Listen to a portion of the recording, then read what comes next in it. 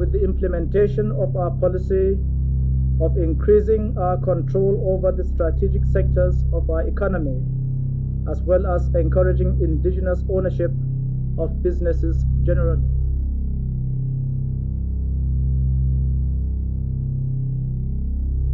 Most of our past presidents were very instrumental to getting Nigeria out of what I would call the slavery of that time.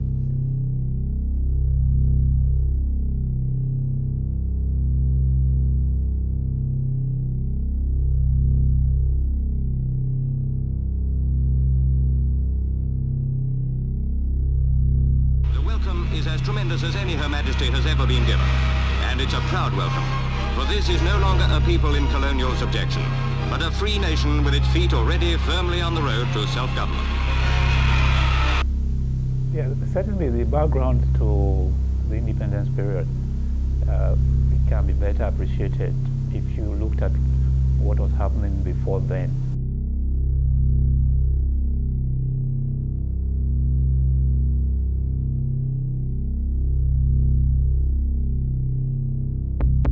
They started, of course, with businesses that involve just trading. That's why trading is so well known in Lagos. You know, they say karakata. You know, everybody buying and selling. That's the best area because it was the easiest. Because when the European brought the products, they needed people to sell them. Because they go alone. If you are not a member of the chamber, I don't think you can go on with business. So that is why you have to decide to join the chamber. The Chamber of Commerce is a global movement. So you have chambers of commerces around the world and in very many cities and towns.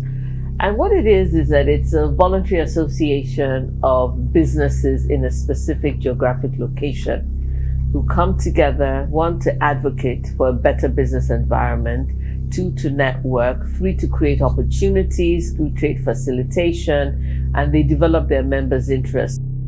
The colonialists did not believe that Africans had the capacity to manage anything, whether it was the Anglican Church, you know, or a business, or the government. The denunciation decree was started,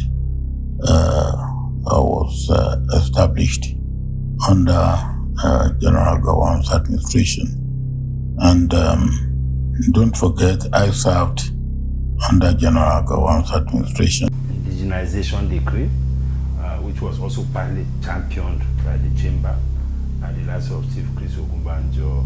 I was lucky that the names you mentioned, particularly Chief Henry Fajamiloku, Chief John Akin George, and Chief Kola Daisy, they were at the end of affairs there. And they were thinking post-war. We use his influence to get the land where you have Commerce House now. Chief Henry Fajamiloku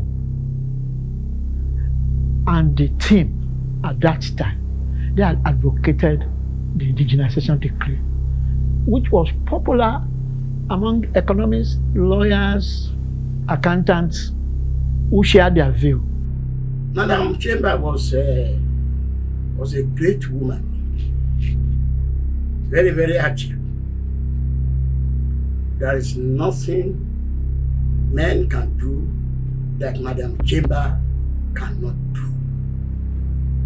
I must confess to you, it was not an easy thing before she became president of the Lagos Chamber. But at that time, we all supported her. The time that I joined the chamber in year 2000, there had only been one female president. And so when Chief Dr. Mrs. Nikki Akode, CON, became the second female president, that was really a joyful thing to see. It meant that the crack was becoming wider. I was the first woman minister to be president of the Lagos Chamber of Commerce and Industry.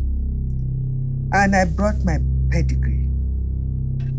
That is why, with such a competent, transformational person that she is, we were able to weather the storm of COVID-19. That also had confidence and belief in the capacity and capability of Lagos Chamber, that signed up for the trade fair. Thanked God that they did. At the end of the day, what we really had on ground was about somewhere between 30 to 40% of what it would have looked like. The pandemic gave us an opportunity to articulate the benefit or the impact of technology. We wouldn't have come this far if not for the pandemic. But to pay my very sincere homage to all our past presidents, because they have been the people that have laid the foundation on which I'm humbly trying to build on. Pre-1960, just as the politicians were working hard to obtain independence for this country politically, the people in business were also busy trying to make sure that when independence came, it was not just a political independence, but it was also an economic independence.